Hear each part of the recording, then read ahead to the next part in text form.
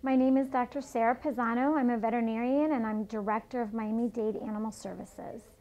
Animal Services has two major areas of responsibility, and one is enforcement.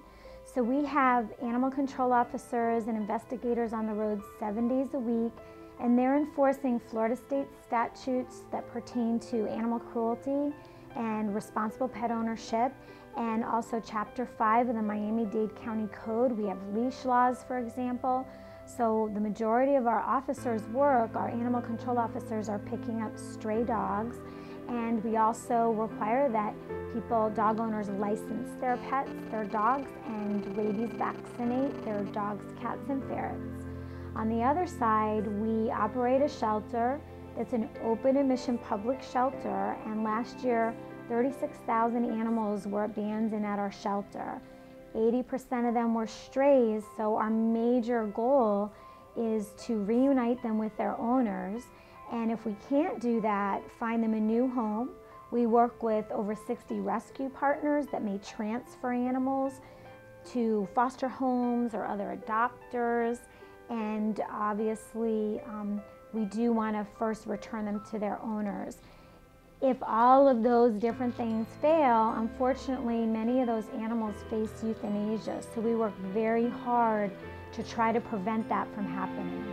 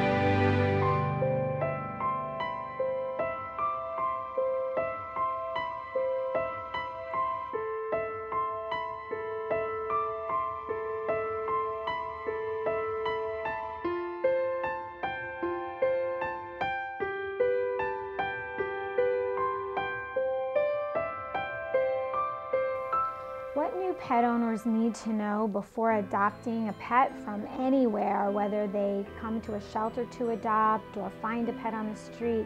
Number one is to realize that that's a lifelong commitment, that pets can live 10 to 20 years, so it's a very serious commitment to their lives.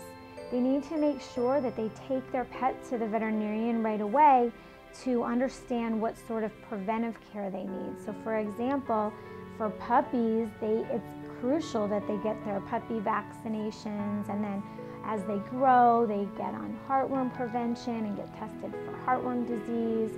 And then with cats, they need to be tested for leukemia, so they need to really see their veterinarians right away to learn about all those things that will keep their pets healthy. The other crucial part of pet ownership is to make sure that you learn how to teach your pet what you want them to do. So if you have a puppy, take them to puppy training school so that they can become a great part of your family. We have some people that just don't know how to train their pets and they end up in the backyard, and that's not what we want to see. We want to see them be an integral part of the family. Last year, 36,000 animals were abandoned at Animal Services. 80% were strays, and very few, I mean less than 15%, had any traceable identification. And so we're at the mercy of the public to come find their animals. A microchip is inserted under the skin. It's the size of a grain of rice, and when you pass what's called a scanner over that area, it gives you a number. That number is registered with the chip company.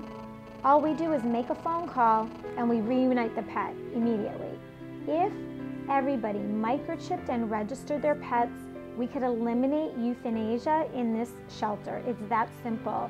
And people need to, and a lot of people microchip their pets, but then they move and they forget to update the information, and then we can't contact them. So microchipping is important, but even more important is keeping your information accurate. It allows us to reunite your pet when they come through the door.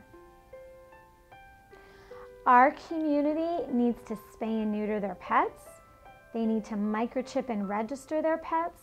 They need to come to Animal Services when they want to adopt a pet, be it a cat, dog, puppy, or kitten. We get beautiful purebreds, all sizes, ages, shapes. So those are the really three components and ways that people can help. And in addition to that, they can make financial donations to the Animal Services Trust Fund. And that information is on our website at miami-dade.gov/animals. People can also come to the shelter and volunteer. We're open 7 days a week and we need help 7 days a week. They can become a foster parent and foster puppies. They can be part of our Pet Detectives Club and help us reunite lost pets. They can download our wish list and collect the items on our wish list, shoe boxes, for example, which we're going to throw away anyway. Cats love to hide in. So there's a lot of great items on that list that are either inexpensive or free, or people can clean out their closets and give us their old towels. We always need fleece dog sweaters and blankets for the winter when it's cold here. So there's a ton of ways that people can help make a difference at Animal Services, and all that information is on our website. I saw a tiny dog and it was cute.